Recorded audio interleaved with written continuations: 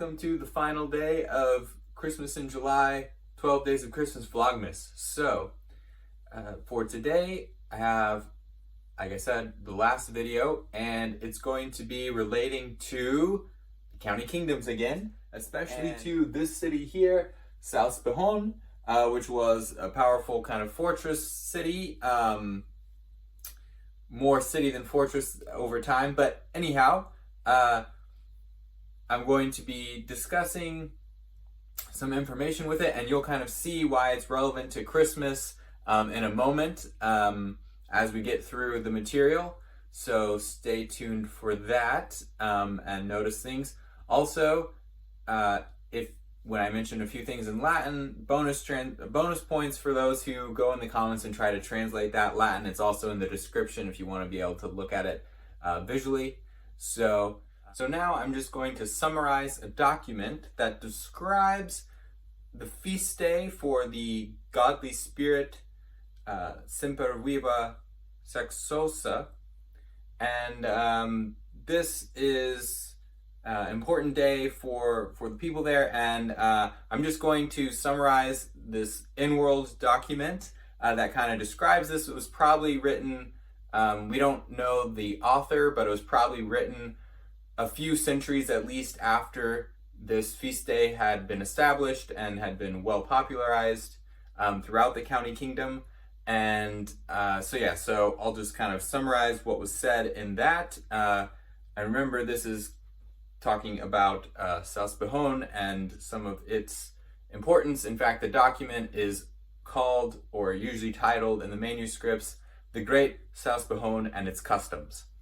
So let me go in and I'll summarize kind of what the document said.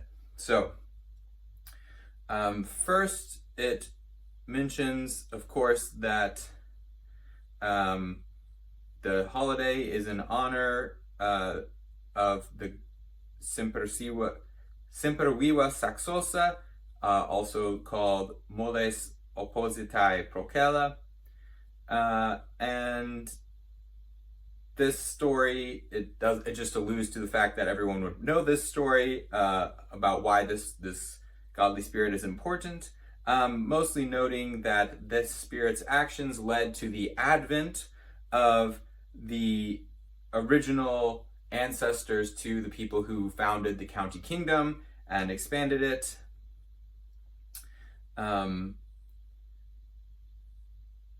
And it also goes on to say that the rites for this feast day were initially established in the city Salspihon, and that's even up until the time that the author was writing, they had been doing the same tradition. And another thing that is listed in there is some of the things that they would do on this feast day. So some of the things they would do is an exchange of gifts. And also they would decorate either an evergreen tree or they would carve a stone. Usually the stone carving would have tree decorations or trees as part of the theme of the carvings on that stone. And the other main ritual element was a procession that went around the whole city. And as you can see from looking at this image here, we have the way that the procession would proceed around the city. So first it would start in the central tower, which was one of these signal towers, and this was the central signal tower, key part of this defense system for Salspihon. Then the procession would go toward the east gate, also called the righteous gate, and through the forum or skirt around the edge of the main forum there, and then it would go to some of the other watchtowers and signal gates and military gates, and going around the outer edge of the city where these towers were, eventually getting all the way to the other main gate of the city, which is the north gate, or sometimes called the shield gate. And they would then have to cross the north branch, which is part of a river, and go to these other towers that were across the river that were used as part of the main defense system, again guarding that river and the passage up or down that river. and then they would proceed back across the river and re-enter the city through the same gate, the shield gate, and then they would continue around the outer walls to all these towers, and eventually end up in the forum, that is the forum that leads and is adjacent to the righteous gate, that is the east gate. So you can kind of see that there. And a fun fact about this procession is along the way, the tower commanders would often be also exchanging gifts throughout the procession. So each time they got to a new tower, the commanders would exchange gifts. They would then join the procession and keep going through the whole city that way. And these gifts that were exchanged were often kind of ceremonial weapons, or sometimes actual weapons that could be used in combat. Other things also could be used, but this is kind of the layout there. So yeah, so this is just a little insight into the county kingdom and one of its great cities for most of its history.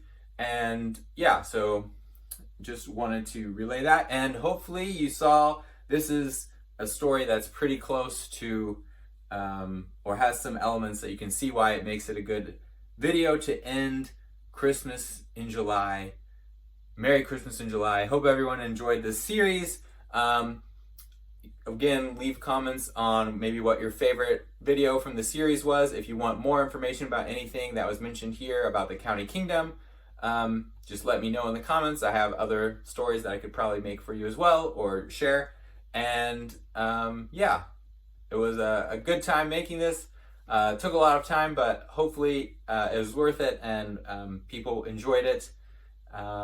Thanks for watching, not just today, but hopefully the rest of the Vlogmas as well. Ho, ho, ho, ho, ho!